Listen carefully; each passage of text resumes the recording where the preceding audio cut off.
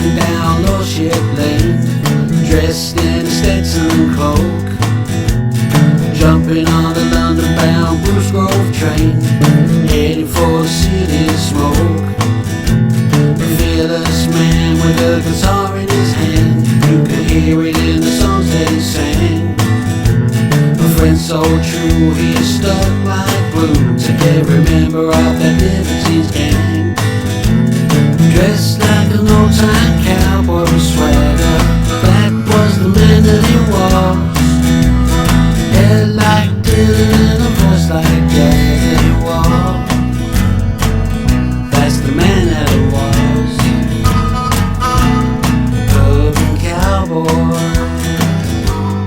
loving cowboy, loving cowboy, loving cowboy.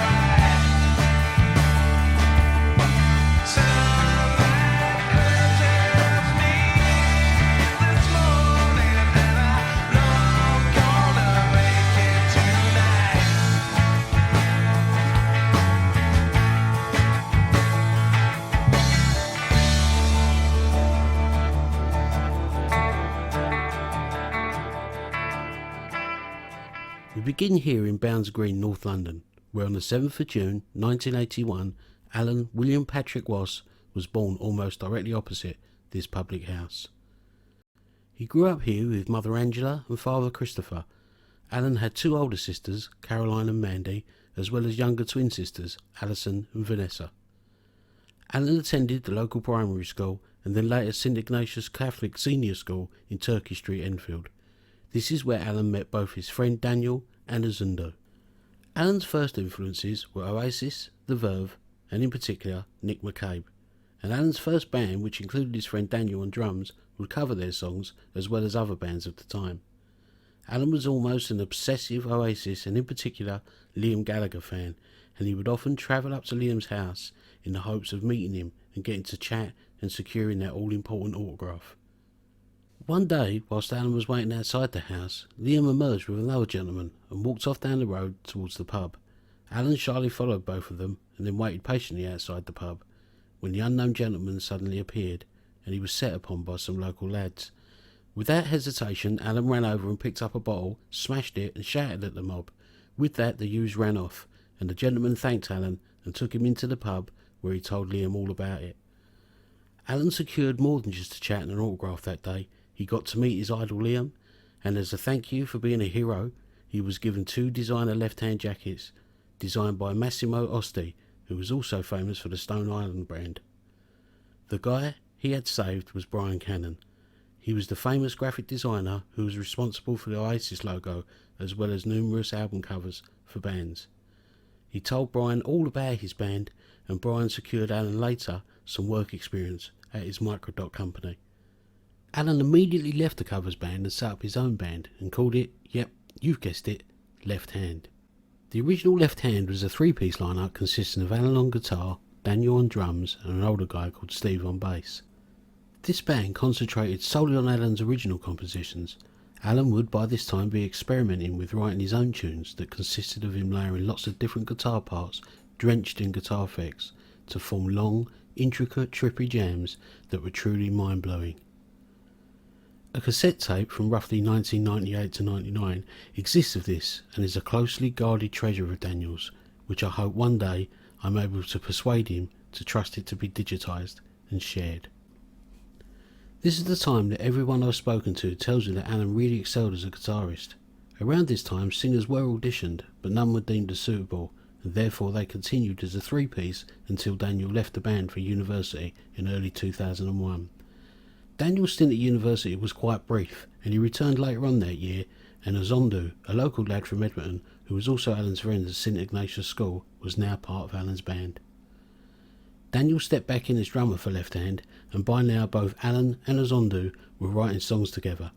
Alan was solely responsible for the music, but Azondu definitely had a hand in the lyrics and shaping the songs.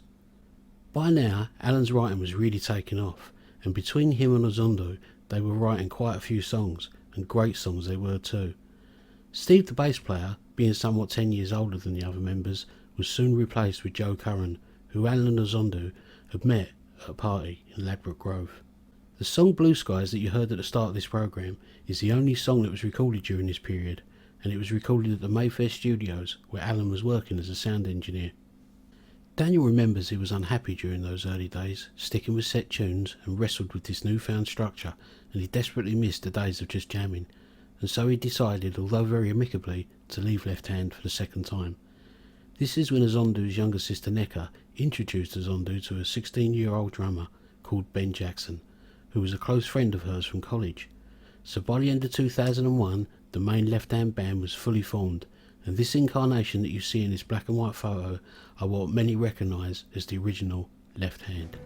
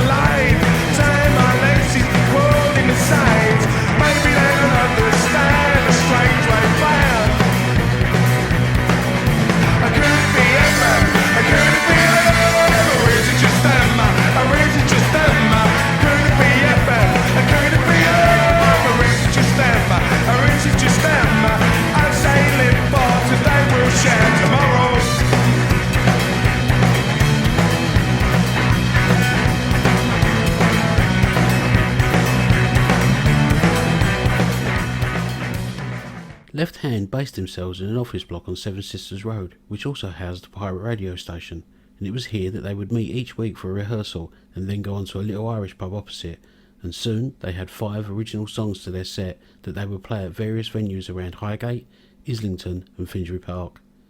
Alan was already friends with both Pete Doherty and Carl Barat at the Libertines, and even though it was very early days, things were already starting to take off for them, and it was through Alan's friendship with Pete and Carl that he secured Left Hand a support slot on the Libertines Albion tour. They bundled into Alan's dad's van that Brian Cannon, who was now the manager, had borrowed, and played in small clubs and pubs and later bigger venues up and down the country.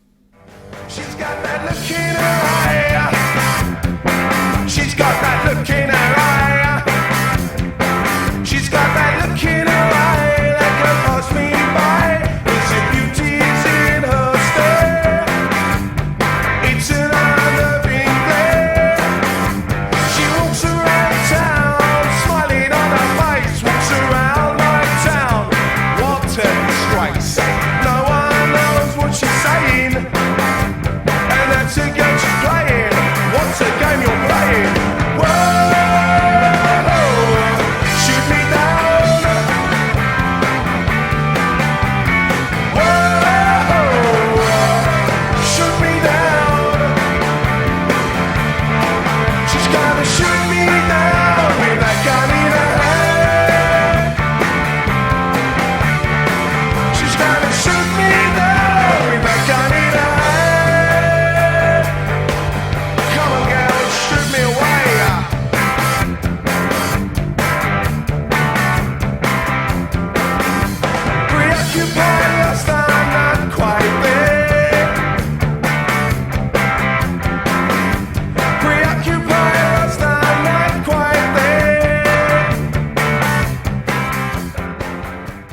Left Hand were already gaining a name for themselves as a completely wild bunch, and this came to a head at one gig in Leeds where all hell broke loose, and Alan literally had to be pulled into the back of the van by the other members as he was trying to fight off an angry mob. This, as well as other tour problems, led Joe, the bass player, to already thinking that he may have bitten off more than he was prepared to chew, but nevertheless he stayed staunch and carried on. It was early 2003, and they were now touting an old mono demo of the 5 songs that would finally be recorded professionally at the EMI Publishing Demo Studios in Rathbone Place. The 5 songs recorded were Doctor You, Shoot Me Down, Spanish Music, Shooting Stars, and Lady of the Night. All songs were written by Alan Elizondo, though it is mentioned in the notes of this recording that both Ben and Joe would receive 10% each of the publishing due to their parts in developing and arranging the songs in the studio, both at rehearsals and the time of recording. This arrangement continued throughout their time with Left Hand. This was the first of 2 sessions that were commissioned by Mike Smith, who had signed both the Libertines and the White Stripes to EMI.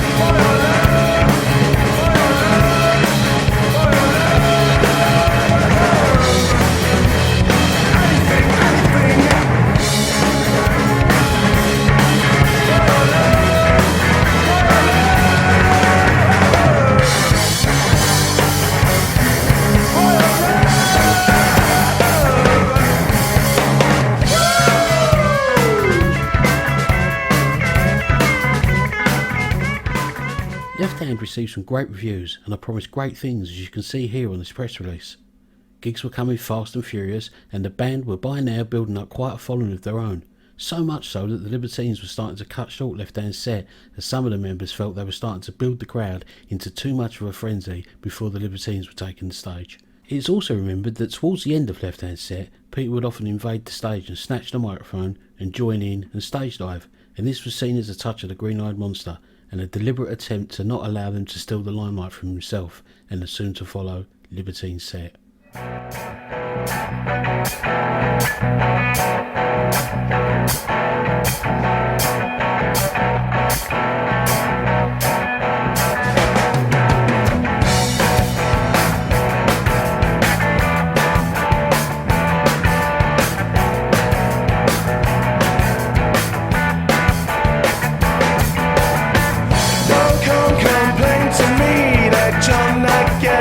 What I do, baby, take a look around.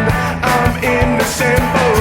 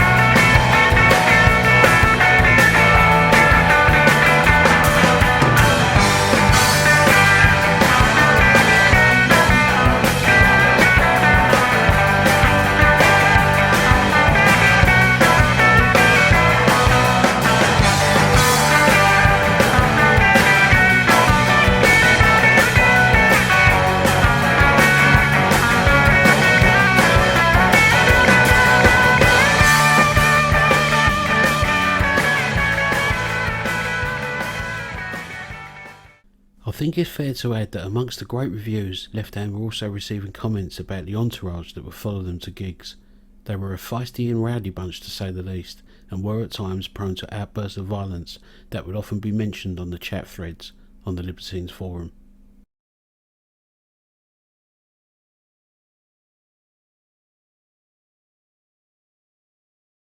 Around these early touring days, it was first noticed that both Azondu and Alan were progressing into harder drugs, away from the seemingly harmless few spliffs etc. that the entire band indulged in, and this was a direct result of their newfound friendship group, which included Peter Doherty amongst other semi-professional musicians and addicts. Nevertheless, things were starting to move at a good pace, and soon Left Hand were back at EMI on a second session that consisted of another 5 tracks. These sessions are different and seem much more emotional and soulful. Some would say that these have been written from the heart and somewhat biographical.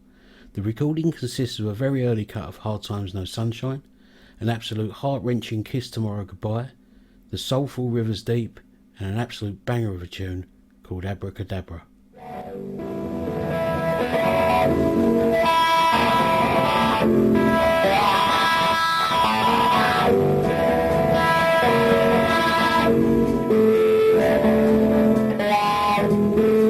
Should you please her, lose what you're saying?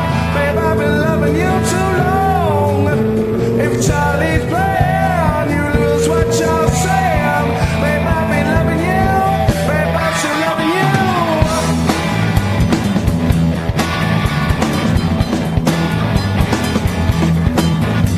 Keep those cards close to my chest.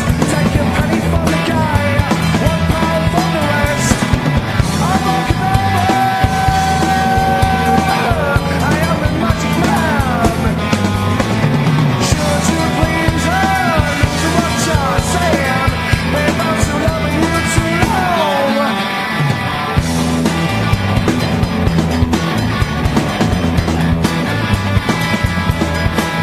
And if the sky is black and her eyes are blue, silver lining in her hair, silver lining in the air, I'm walking over. I am the magic man. Should you please her, lose what you're saying? Babe, I've been loving you too long.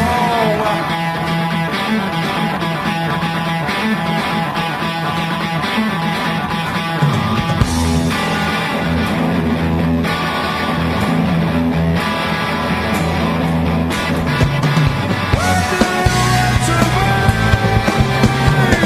Floating down my stream or flying my sky? Who do you want to be? You choose. You choose. Where do you want to be? Oh, I'm gonna make you choose.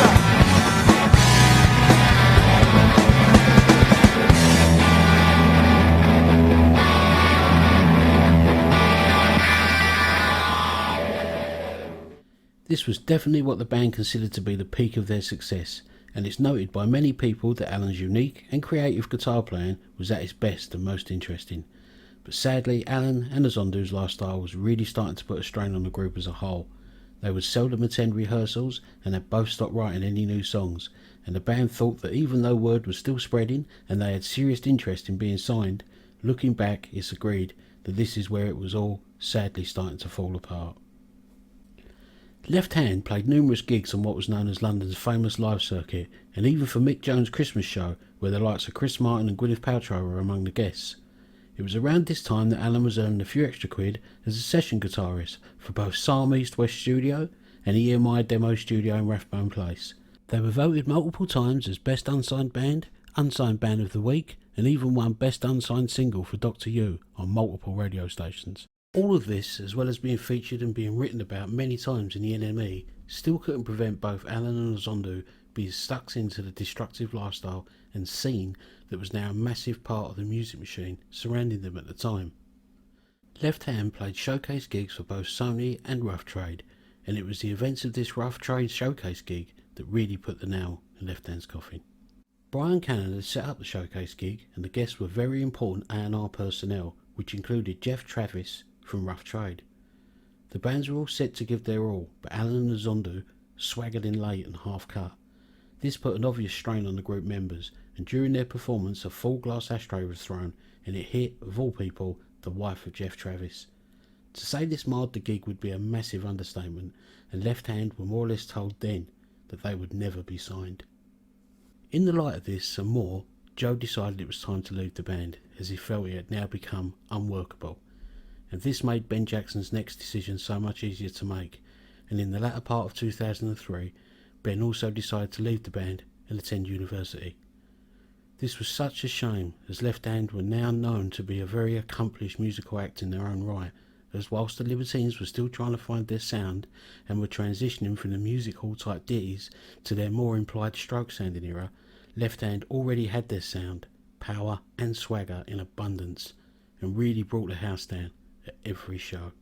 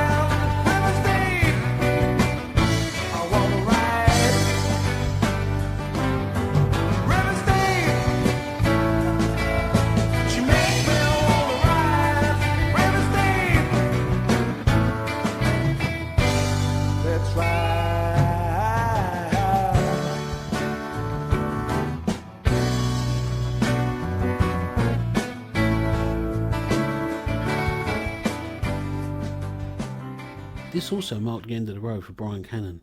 Looking back, it's now realised that Brian as a manager wasn't very good, and some of the decisions he made around that time and the opportunities he missed for them, with hindsight, were disappointing to say the least.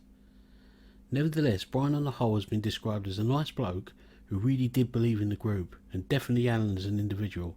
He definitely saw the potential that the band had in those early days, and Alan was really something of a major talent, both as a songwriter and a musician.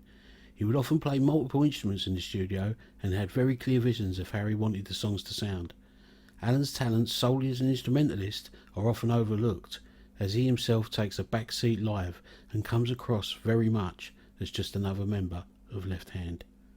I did contact Brian Cannon, but he declined to contribute. In fact, after initial contact, when he'd asked for more information, which I did send, he sadly never replied to me again. This was the first, but not the last time I would encounter this type of behaviour whilst researching Alan's life. More or less straight after Ben and Joe's departure, Zondu and Alan went into a studio in Acton to do some recordings, and Alan took Tim, a bass playing friend of his from Camden Town, to cover Joe's part on bass. At the time, they couldn't source a drummer, so the terrible decision was made to use a drum machine.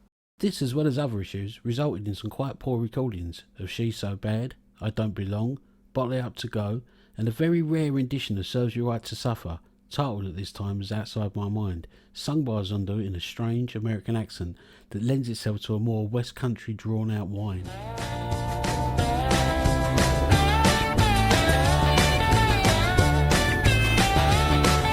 Serves you right to suffer, serves you right to be alone. I ain't gonna suffer no more, 'cause I've just been born. And in my mind, where you're living in those past days are gone. Forget about those days we had. You don't know who you're messing with now. I have become a man. It's time to learn a lesson from me. You stay cool to get by. But tell yourself that you got a mind.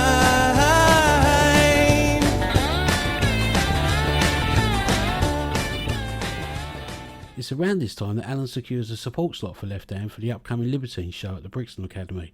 This is, of course, if he can get a band together. Once these sessions are completed, it's clear to see that they desperately need a drummer, and Azundu contacts Chris Mertens, who is a known local drummer and a brother of one of Azundu's school friends. To prepare for this landmark gig, the band now consisting of Azundu, Alan, Tim and Chris book in some sessions at a practice studio, and they do some small shows, most notably at the 12 Bar Club, where it became apparent that Tim was struggling with his own drug problems, and perhaps in light of this, Alan contacted Joe, who was living back down in the West Country. He actually asked Joe to come back into the band on rhythm guitar, and Joe agreed.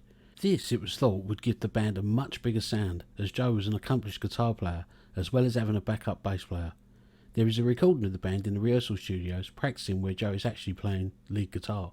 Joe would unbelievably commute from Bristol to London for small gigs and rehearsals, but as always the same problems would arise, where either Alan or Azundu didn't show up for rehearsals and gigs were cancelled without warning due to somebody not showing up or not being in any condition to play, and this often left Joe stranded in London, alone and extremely frustrated. Despite this, Joe was determined to do this Brixton gig, so stuck with them, and there is footage of a warm-up gig at the Rhythm Factory where it is noted as the first time we see, or rather hear, Richie Stephens on keyboards.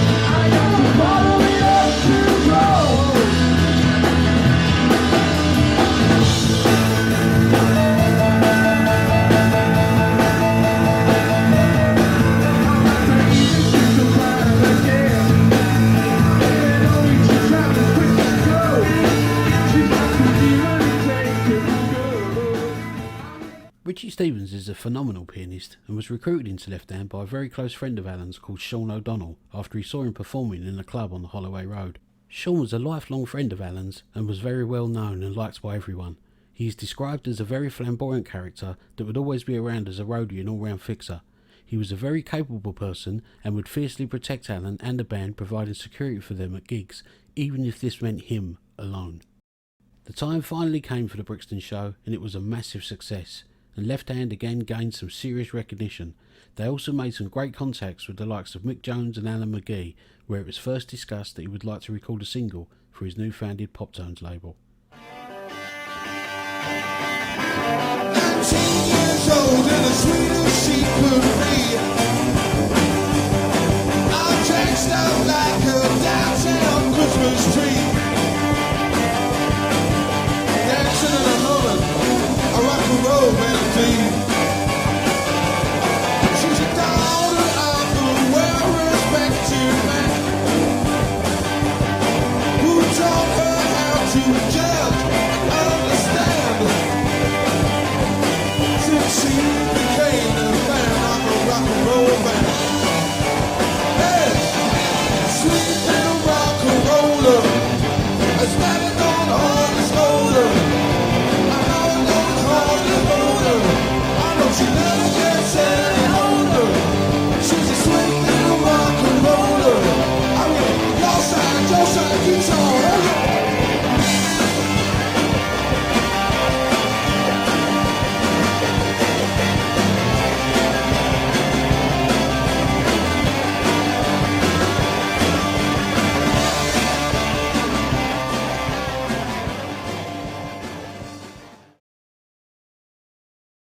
Sadly, it was just a short while after the Brixton gig that Tim, the bass player, sadly overdosed and passed away. This was on the eve of the band being asked to support Mick Jones on tour with his band Carbon Silicon. Alan asked Joe to accompany them on tour, but Joe refused, and they took a bass player friend of Chris called Peter Blake instead. This tour was funded by Sean O'Donnell and is remembered very fondly as an absolute mad but enjoyable few weeks. On their return, the band starts sessions with Mick Jones at Island Records, and it's fair to say that both Alan and Zundu's disruptive lifestyle is truly at its peak. Joe steps back in on bass for these sessions along with Chris on drums, where 3 songs were recorded. This is where No Protection is first recorded, though it bears the title No Protection, No Pretension at this time. There is also a great blues song recorded called Stop Bringing Me Down, which highlights Zundu's harmonica playing, which up until now is only ever seen at live shows. I got to go. Just wanna roll, I tell you now, don't need no hold. I hear these sounds, they're underground. I'll move around, from town to town, spending all the money I have. Say I'm thinking, man, stop bringing me down. I made some time the other day to tell this girl she had to stay. I've got this plan to live this way, and then we had an all-night rave. Then we started to come down. Now my head is spinning round. Stop bringing me down. Stop bringing me down.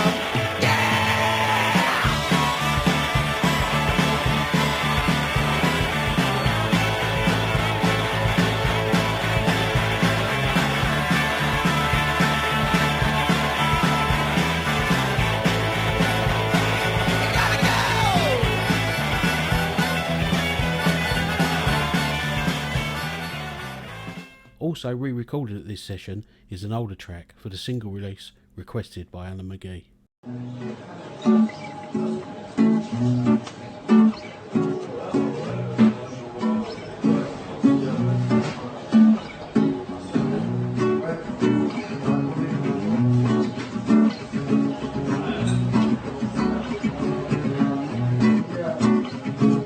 Trying to chase the sun, no, run.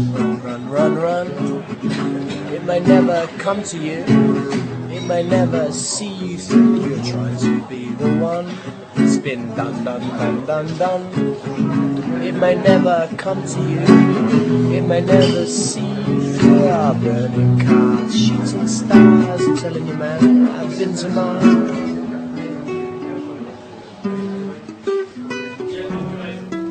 It was long thought by Pete Doherty fans that the song played here in this clip was written by Peter, but this was in fact a Left Hand song called Shooting Stars, and it was voted best unsigned single on numerous radio stations. The eagle-eyed among you will notice from this lyric sheet that Peter lifted a line from this song for a later song that he recorded called Beg Still and Borrow.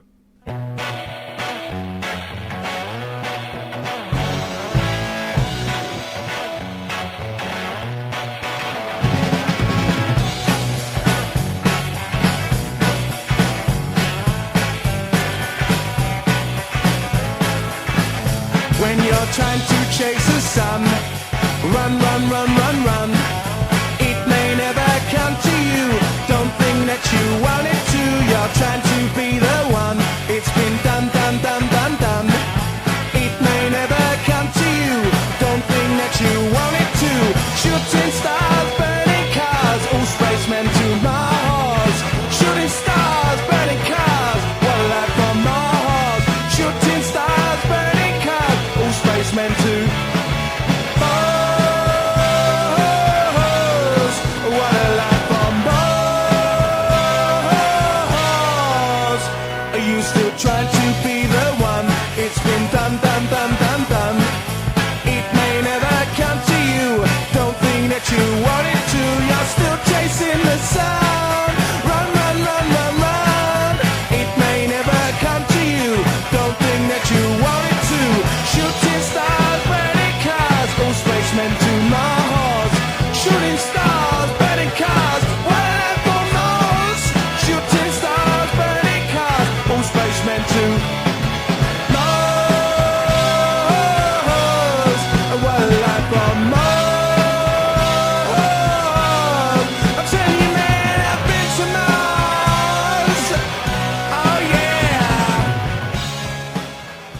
Lots of things hampered the band sessions, including the flood where Mick Jones lost lots of master recordings of not just Left Hand but other bands too. Alan's personal involvement with Pete Doherty around this time seems to be just as erratic as Peter's life. He seems to be caught up in the media furore and is involved in 2 pretty much car crash documentaries and can be seen in both Stalking Pete Doherty and Who the Fuck is Pete Doherty, which although not broadcast in 2005, these were being filmed during this period. This is the first public taste of witnessing the loyalty of an Alan Ross friendship, as Alan unflinchingly protects Peter no matter the cost, and sadly pretty much unknown to Alan at the time, this small period on its own would prove to have devastating consequences, not just on his musical profession, but also his personal life. Without Ben, and most times Joe, the sessions often lacked direction, and squabbling between Alan and Zundu was commonplace. It's not clear if the lack of structure that both Ben and Joe provided when arranging Alan and Zundu's songs were to blame for this, or simply their lifestyle that was causing tensions to rise creatively in these sessions. But it's clear that Alan and Zundu seem to be at constant loggerheads, and it's during these sessions that things finally reach breaking point. Nobody is really sure what happened, as no one else was actually there, but sadly a fight between Alan and Zundu breaks out, and not only marks the end of Zundu's time in Left Hand, but also ensures that the friendship between them is over, and tragically Alan and Zundu, who have always been described to me by everyone as inseparable and like brothers, never spoke again.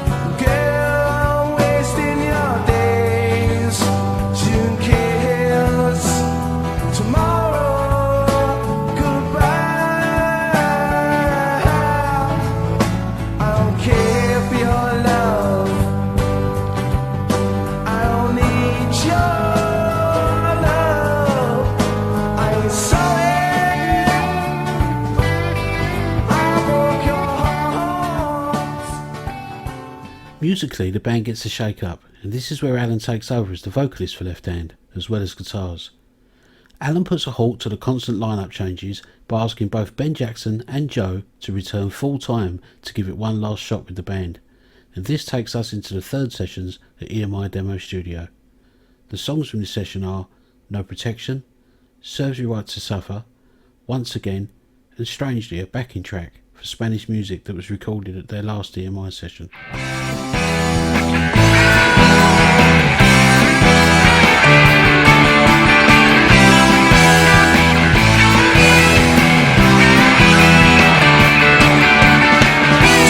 New age life that you lead, 'cause you lead them in nowhere fast. With your cold, cold hearts out of touch, yeah, the way you waltz around, don't blame me, yeah.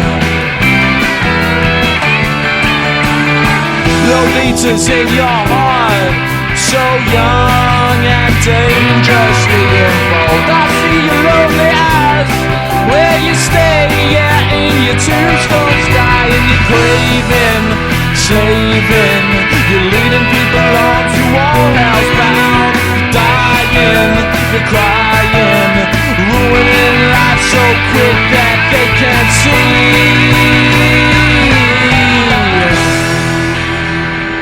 No, but hold on, I will remain in this world that you have made.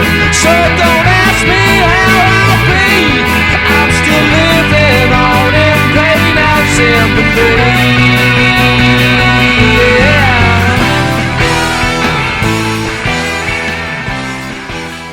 It's clear to see that it's not just Alan's attire that has changed since reading Larry McMurtry's HUD, but also the music, and Alan is now the sole songwriter, though the same arrangement of both Ben and Joe arranging and structuring the songs still applies.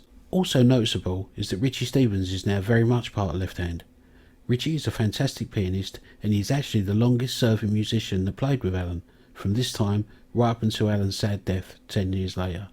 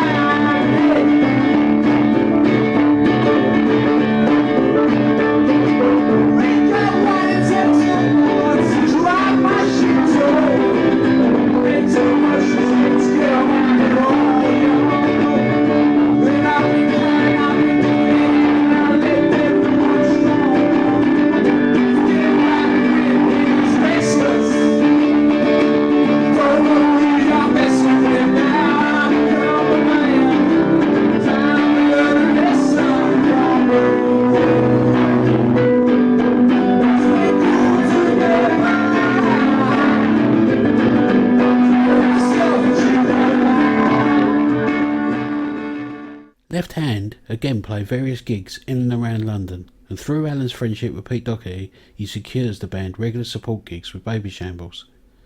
Even though there is no shortage of gigs, Joe is still commuting from down in the West Country to London for rehearsals for shows that are often cancelled or completely shambolic due to the equally shambolic lifestyle that Alan continues to lead with his now best friend Peter Doherty. This is also the time that they notice now there is hardly any interest label-wise from anyone as regards Left Hand possibly being signed, and Joe decides in his mind that Left Hand has had their time and blown it.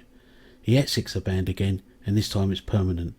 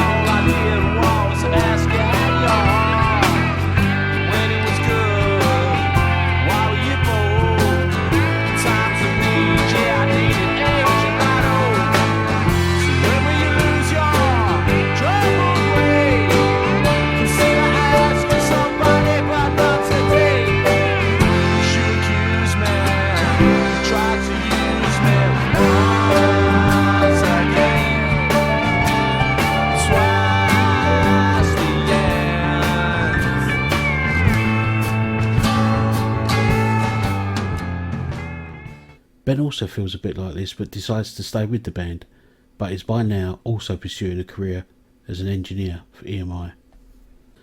Left Hand are now in need of a bass player, and they find a fantastic funk bassist called Scott to take Joe's place, but the truth is that Scott never really believed in the band and always preferred his other projects, so doesn't last very long, though there is a photo of Scott accompanying Alan, Ben and Richie on stage at the Water Rats, which is literally the only thing that places Scott in Left Hand. Not to be discouraged, Ben again saves the day and enlists the bassist Nick, who has been playing in a jazz band with Ben's dad. From the off, Ben isn't convinced by Nick, as he is a totally different character to the band, and although his bass playing is solid and steady, it's not a patch on the feel and groove that the band is still lacking since Joe's departure, and let's face it, Left Hand were never going to be either solid or steady. The gigs continue to come as Nick settles into the band. There is footage of Nick with Left Hand performing She's So Bad at the Dublin Castle for a television show in 2006, and soon to follow are the sessions at Robbie Moore's Mars studio.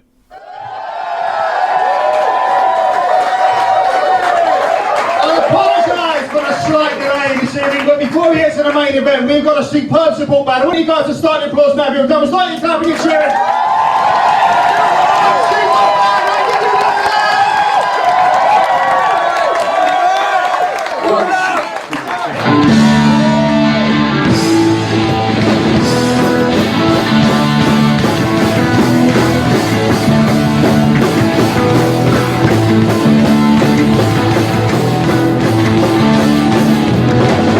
She's so bad, yeah, you don't know how to look in her eyes.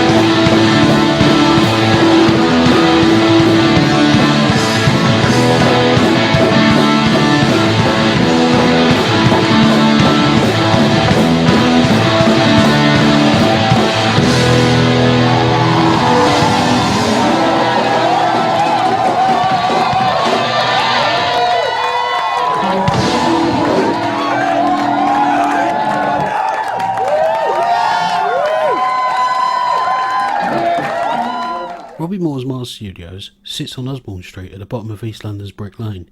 This studio was previously called Psalm East and owned by Trevor Horn. Rumour has it that the likes of Madonna and The Clash recorded there, as well as parts of Bohemian Rhapsody. Mark Smith, who is Left Hand's manager at this time, commissions 2 sessions, and Robbie is warned in advance about Alan and Left Hand, but he remembers they got on extremely well, and it was pretty much love at first sight. The Mars sessions consist of 5 tracks, produced and engineered by both Robbie Moore and Tim Hamper, who used to be the head of the sound at Coco. He also knew Alan's manager Mark at the time. The tracks are I Don't Belong, Hired Gun, She's So Bad, Hard Times No Sunshine, and Runaway Blues.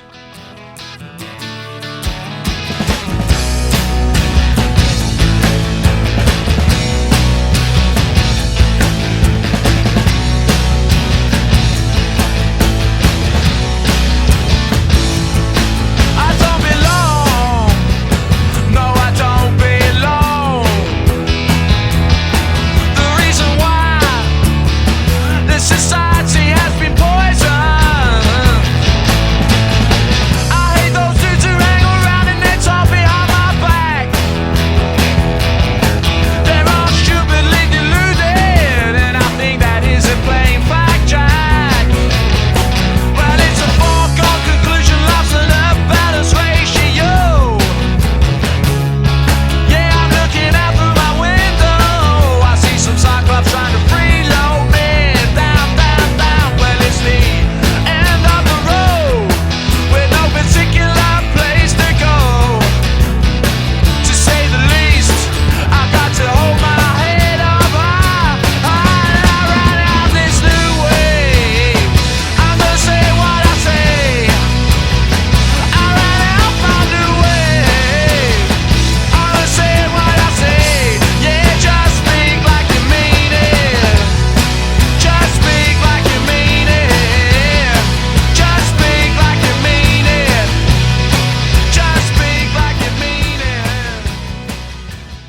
I Don't Belong was the first track to be recorded, and the musicians present for this track were just Alan and Ben.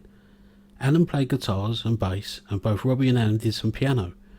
After about 4 hours of Alan screaming the vocals for this performance, they settled down, and as a bit of an afterthought, they recorded Hired Gun.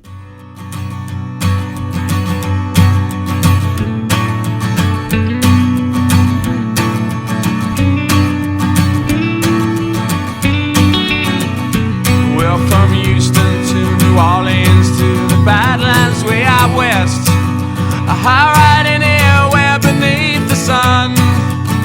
Yeah, there ain't no girl waiting for me, left up in my afterglory. That's the life of a hired gun. Yeah, the sheriff and his posse's come riding after me. Spend my time living on the run. Yeah, there ain't no one left to mourn me, no one left up to adore me. And that's the life of a hired gun. Sometimes I think I'll settle down, change my ways. What's the use in dreaming? For I just drift around. I move from town to town. This is the first time that this song, which has been hanging around Alan for quite a while now, is recorded in a studio setting. Alan has been performing this song live over the past year or so, and many accounts that I've listened to date Hired Gun back as far as 2003, 2004ish. There is a whole story regarding Hired Gun, which is undeniably Alan's most popular song, but we will cover this later. After the first session, Robbie goes to see Left Hand play at Coco, and is impressed by the song She's So Bad and wants to record it. And at the second session, all the band are in attendance. Ben on drums, Alan on guitar, Nick on bass, and Richie on keyboards. They record 3 tracks at this session: She's So Bad, Hard Times No Sunshine, and Runaway Blues.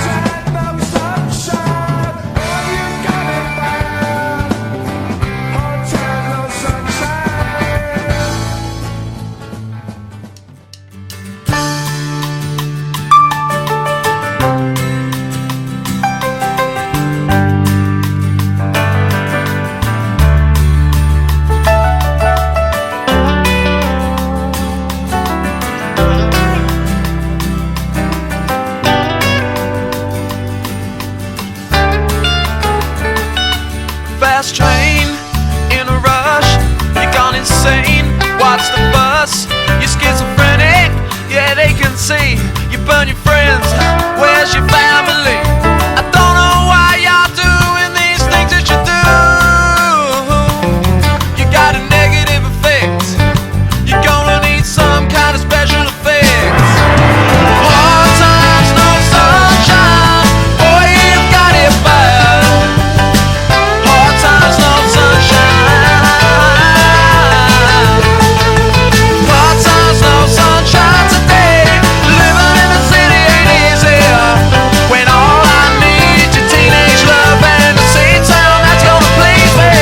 Side down, shoulder cash, you lost your groove.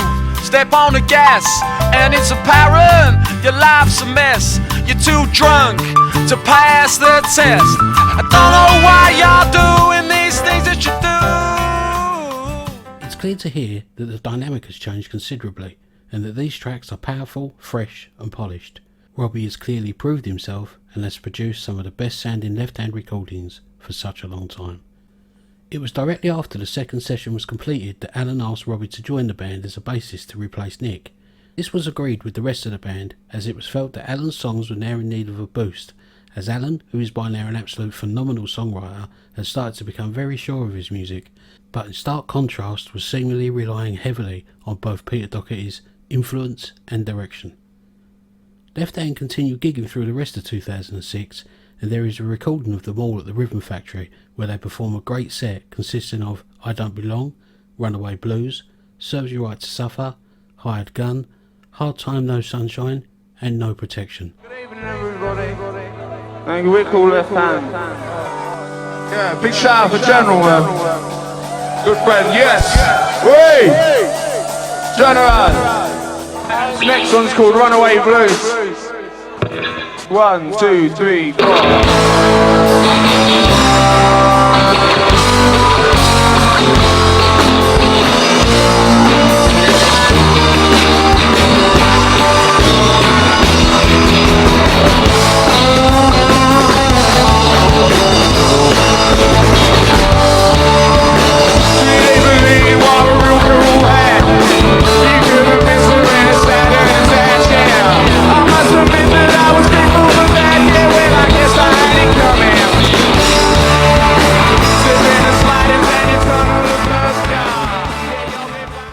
Alan does a shout out to the General during this gig, who was part of Pete Doherty's entourage, so this would suggest, like most gigs now, that this is in support of either Peter himself or Baby Shambles just before Left Hand toured with them. This is where it is first noticed that Alan is making decisions that benefit Peter and Peter's plans as an artist, more so than Left Hand, or more importantly, Alan's own musical career.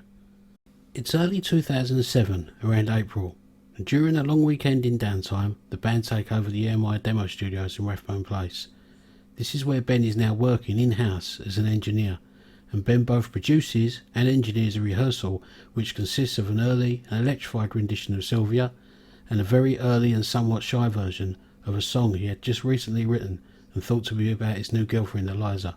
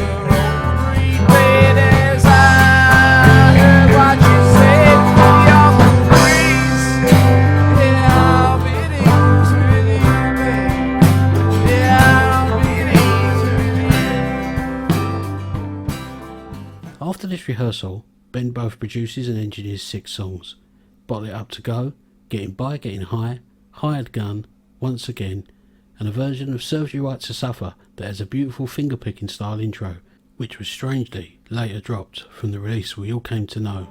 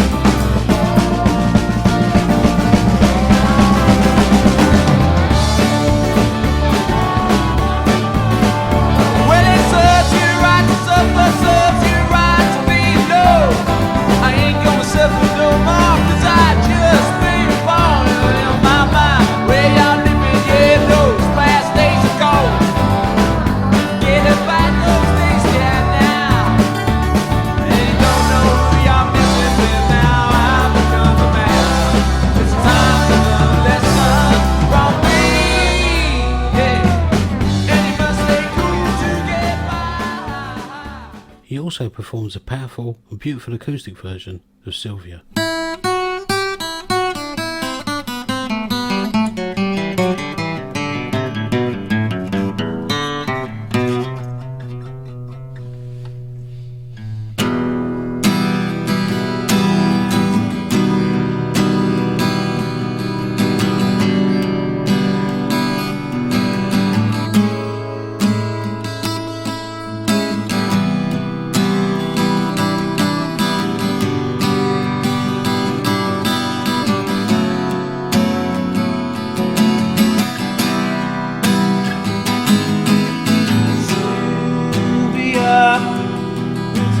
Just around the corner, impatiently, never seeming any closer.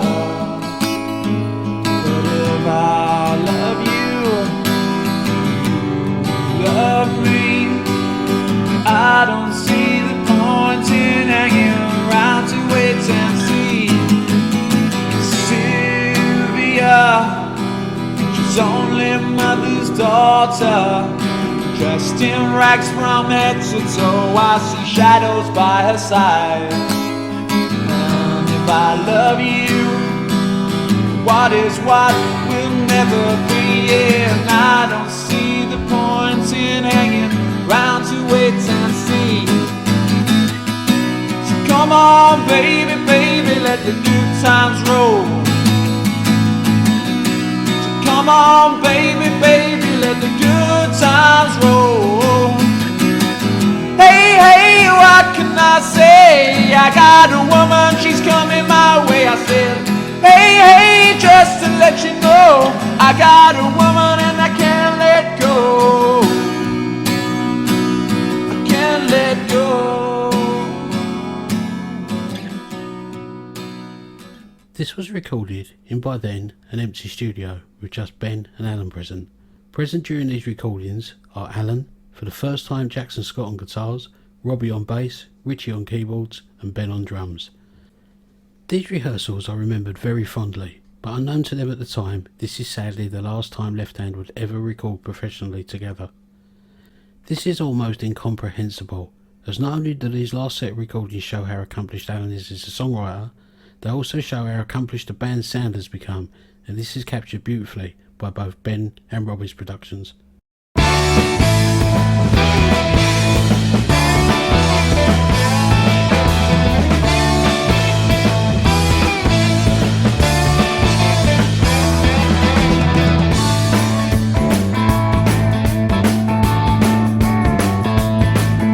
Baby, I'm still hanging around. You can be my midnight rider. You know she gives and takes it real good. I'm so happy when I lay down beside her. So carry on your sweet loving. I let deja vu come back to me. So carry on your sweet loving, yeah. Let deja vu strike me. And when I get back from where I wanna be, I'm gonna put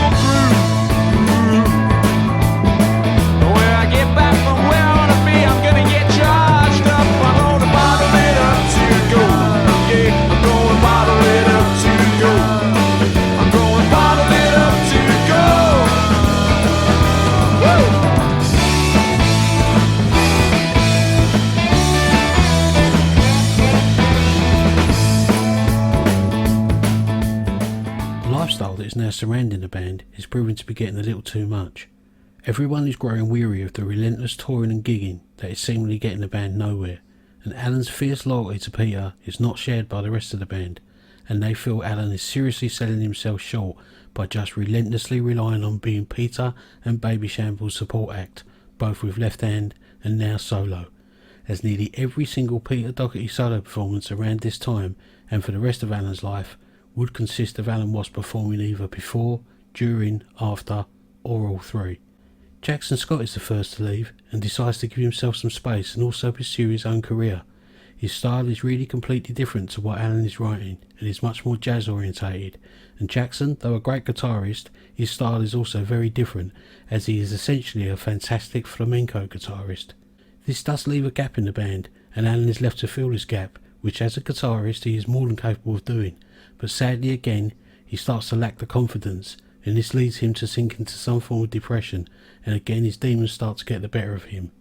This is now becoming a familiar pattern for Alan, and quite a few people around Alan at the time notice this. The band lose a lot of focus, and they find it difficult to deal with the situation, and there is footage that is filmed by Patricia Elizabeth Arabella and Andy Lee, Peter Wolf's manager at the time, of a very disorganised performance, where Left Hand minus Jackson and Ritchie support Peter Wolf and the Side Effects at La Scala, London on May the 3rd, 2007.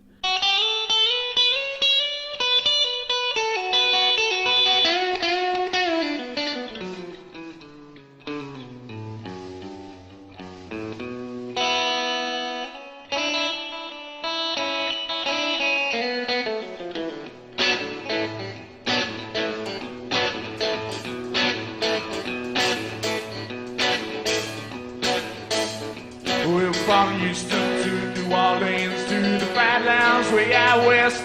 High riding there way out beneath the sun. But there ain't no girl waiting for me, no one left up to adore me. That's the life of a hired gun. Will the sheriff and his posses come riding after me? Spend my time living on the run. There ain't no one left to mourn me, no one left up in my afterglory. That's the life of a hired gun. Sometimes I think that I'll settle down just to change my ways. But what's the use in dreaming? I just drift around now, move from town to town. And will I go where they require me? And I'll fight for those who hire me. Spend my time living like a lonely one.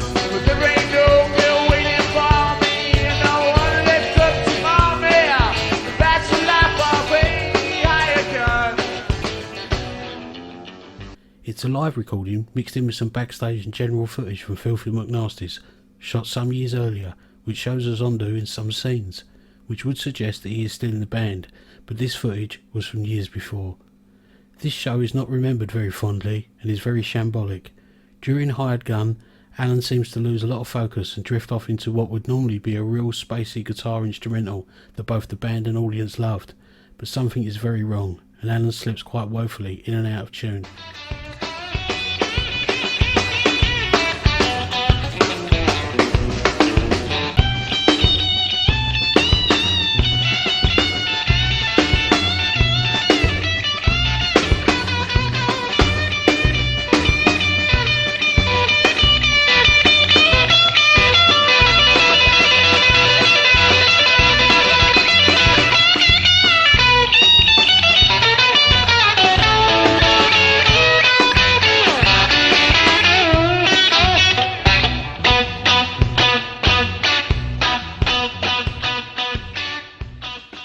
The whole performance is remembered as well under par, and although the gig is rushed and Left Hand were drafted in at literally the last minute as the original support act dropped out, which could explain the poor performance, this, as well as other issues already mentioned, sadly helps to highlight the end for Ben Jackson.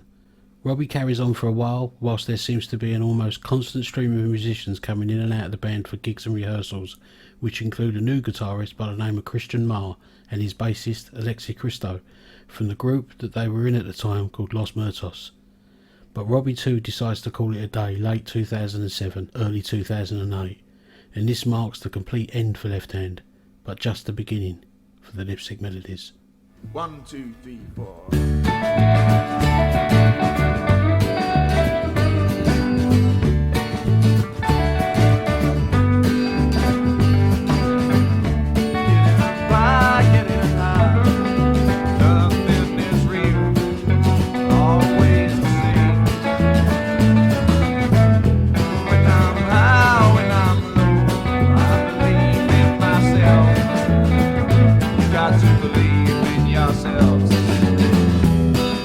How could I